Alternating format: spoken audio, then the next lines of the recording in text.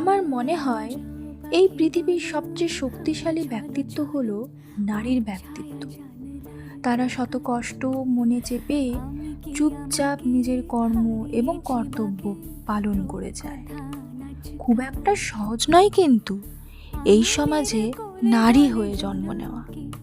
তারা যে বাড়িতে জন্ম নেয় একসময় সেই বাড়িই তাকে পর করে দেয়। তারপর পরের বাড়িতে তো সে সর্বদাই পরেই থাকে।